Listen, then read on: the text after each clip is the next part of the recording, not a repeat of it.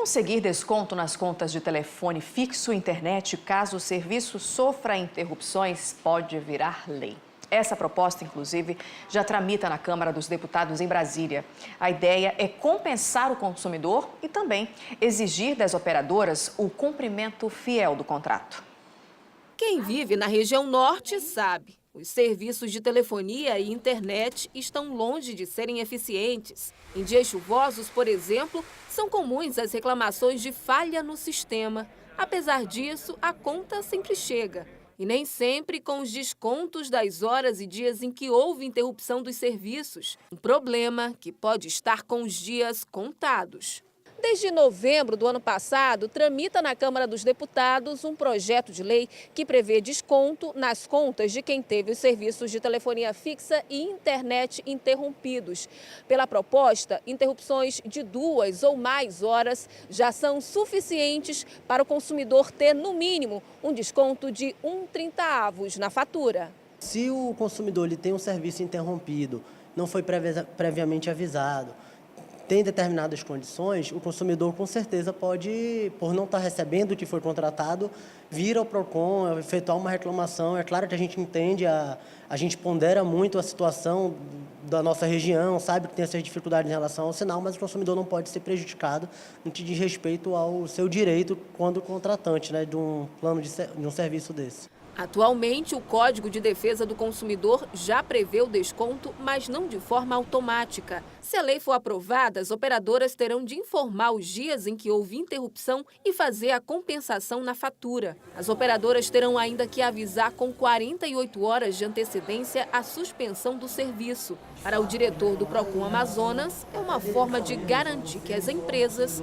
honrem com o contrato. O consumidor ele não pode pagar por um serviço que ele não está recebendo ou ele pagar por um serviço e receber outro, né? Ele tem que observar bem o que ele contratou e a empresa tem a obrigação de fornecer o serviço que foi contratado pelo consumidor ou que foi anunciado. Então é importante que o consumidor esteja cercado também por uma legislação que abrigue, né, o seu direito. Nesse caso, esse projeto vem como um mecanismo de defesa do direito do consumidor no que diz respeito às empresas de telefonia e internet. Para saber se o serviço que está sendo prestado é o mesmo que o previsto em contrato, o consumidor tem à mão hoje alguns aplicativos que fazem o monitoramento.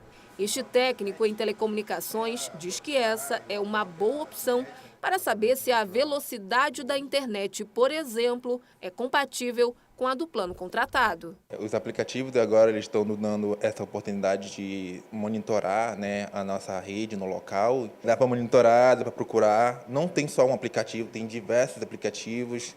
Você pesquisa também pelo YouTube também, que eles vão orientando outros meios. E é assim que a gente vai aprendendo, entendeu? Para poder se atualizar na situação, para você evitar de ser enganado. A gente vai ficar de olho. Exatamente. E a gente volta a falar agora sobre educação, porque em janeiro, uma boa oportunidade para visitar o Arquivo Público do Estado. O espaço, que passou por reformas, guarda um extenso material que conta detalhes da história do Amazonas. E todo o acervo logo vai estar disponível para consulta na internet.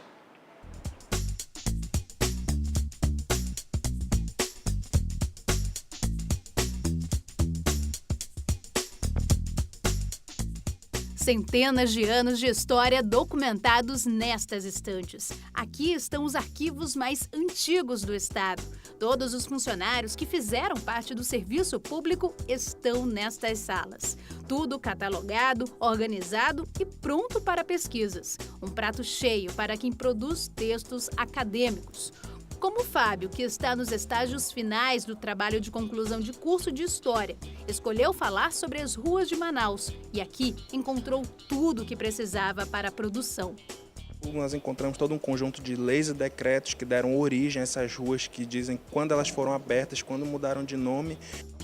Um dos registros mais antigos é esta ata da primeira sessão da Assembleia Legislativa do Amazonas de 1852. Uma época em que tudo era diferente, até mesmo a ortografia. Uma memória que precisa ser preservada. Por isso, voluntários trabalham para digitalizar todo o material.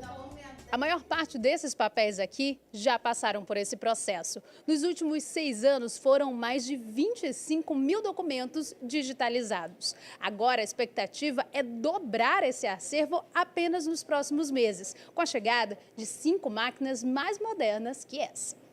E quem vem ao arquivo pode ter acesso a esses documentos na biblioteca. A gente tem um documento do Teatro Amazonas, tá? Temos da matriz, né, da igreja, temos a maioria das obras públicas, né?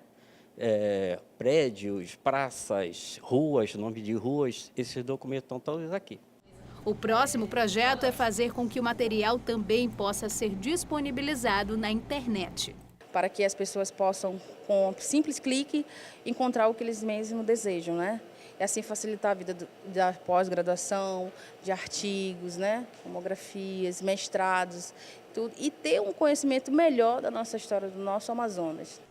Mas a visita é para muito mais que ler os documentos públicos. O espaço se tornou um verdadeiro museu do Amazonas, com obras internacionais, máquinas produzidas há mais de 100 anos e até móveis que pertenceram a personagens icônicos. Esta cadeira, onde a dona Val trabalha, era do ex-governador Gilberto Mestrinho. E ela não esconde a honra de trabalhar nesse lugar cheio de significado para ela. Gosto muito. É uma satisfação trabalhar nesse lugar e nós, com o nosso esforço, com o nosso trabalho, com a nossa força de vontade, nós vamos tornar esse arquivo mais importante ainda para o Estado. Se não tem espaços como esse, um arquivo público, um museu, uma biblioteca com sua documentação totalmente organizada, o historiador, como eu posso dizer, ele fica à mercê da própria sorte, porque sem o espaço dele ele não consegue reproduzir e entender todos os processos históricos do passado. E tudo isso é importante para a gente construir o futuro também, né?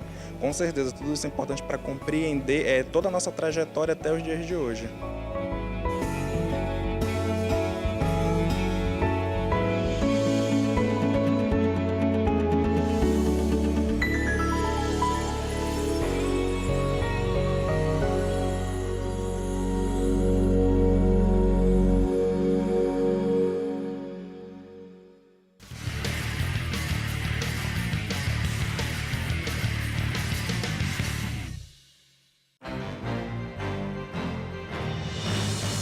O fornecimento de soro fisiológico para a rede pública de saúde foi normalizado, segundo a garantia dada pelos fornecedores locais em reunião com o secretário de Saúde e vice-governador Carlos Almeida. Eles discutiram formas e medidas para evitar o desabastecimento de 75%, verificado pelo governo em uma vistoria na Central de Medicamentos. Um filhote de peixe-boi fêmea foi levado ao INPA para ser reabilitado. É o primeiro a ser resgatado este ano. Ele estava numa comunidade rural de Parintins. E mais de 50 mil solicitações de reservas de vagas para novos alunos foram registradas pelas secretarias estadual e municipal de educação nesse primeiro dia de matrículas. O atendimento aos alunos novos de todos os níveis de ensino vai até domingo pela internet ou diretamente nas escolas.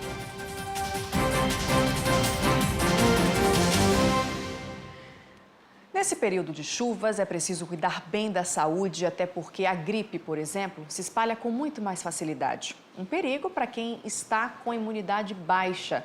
Por isso, consumir vitamina C da maneira correta pode ser uma boa opção.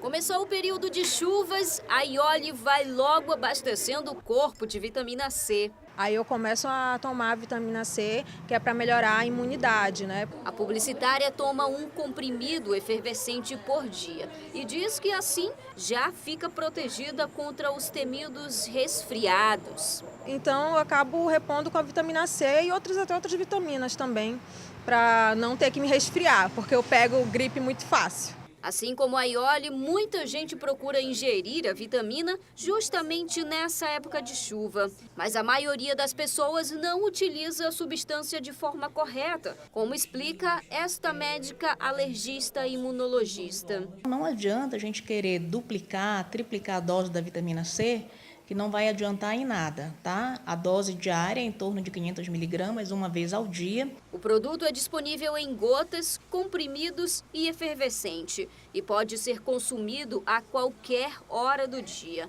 Atualmente existe uma versão para as crianças que imita uma bala e é doce. A médica aprova. É aquela forma de goma, que é a jujuba, tá? Que também é uma forma muito bem aceitável na pediatria geral. Para pacientes com doenças gástricas, o uso não é recomendável. Nesses casos, é importante reforçar a alimentação. Por frutas cítricas, pelos legumes, como batata, pelas folhas verdes escuras, como brócolis, espinafre, couve-flor. A vitamina tem efeito preventivo apenas. Se o organismo já foi infectado pelo vírus da gripe, a solução é buscar medicamentos para combater os sintomas da doença. Nas drogarias, elas são campeãs de vendas no inverno. Segundo pesquisa realizada pela Equivia, a vitamina C representa 36% das vendas de produtos contra a gripe e resfriado. E o guaraná produzido no interior do estado ganhou espaço no mercado europeu. O cultivo beneficia cerca de 400 famílias da etnia Saterê-Maué que habitam a região do Baixo Amazonas. O guaraná é cultivado por produtores indígenas e caboclos da região do Baixo Amazonas. Eles criaram um consórcio que faz o plantio na reserva Andirá-Amaral, uma área que abrange os municípios de Parintins, Maués e Barreirinha. A produção sustentável não utiliza agrotóxicos nem adubos químicos. A nossa meta é realmente de criar uma educação dentro do âmbito do projeto Guaraná, para com que ele tenha o conhecimento de como ele realmente respeitar e viver dentro da floresta sem estar agredindo o meio ambiente. E nós sensibilizar os consumidores na Europa e eles terem a consciência de que eles estão comprando um produto de qualidade que vem da sociobiodiversidade, que respeita o meio ambiente, que tem um projeto integrado, que desenvolve ações sociais dentro da comunidade. No sentido de expandir, de criar uma rede de comércio justo no Estado, ter uma nova consciência, que é possível desenvolver um projeto autossustentável. Todo o guaraná produzido é levado para o Centro de Beneficiamento do Consórcio em Parintins. Aqui é embalado e exportado para a Europa. Os franceses são os maiores parceiros do negócio. Mais de 3 mil lojas orgânicas de Paris comercializam produtos da matéria-prima do guaraná. O guaraná é muito famoso, não somente aqui no Brasil, mas também lá na Europa, na França. Mas pouca gente sabe que o Saterê-Maué ele inventou a cultura do guaraná. Então, a nossa ideia era propor para o consumidor lá o melhor guaraná do mundo, que é o Saterê. Então, a gente iniciou esse projeto, né, junto com as lideranças indígenas em 1993.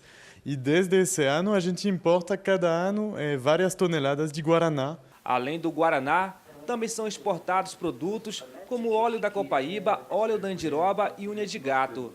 A comercialização garante renda e sustento para os povos que habitam o Baixo Amazonas. Depois do intervalo, o colorido já tomou conta das vitrines. É a expectativa do comércio para o carnaval. É daqui a pouco, 7h45, a gente volta já.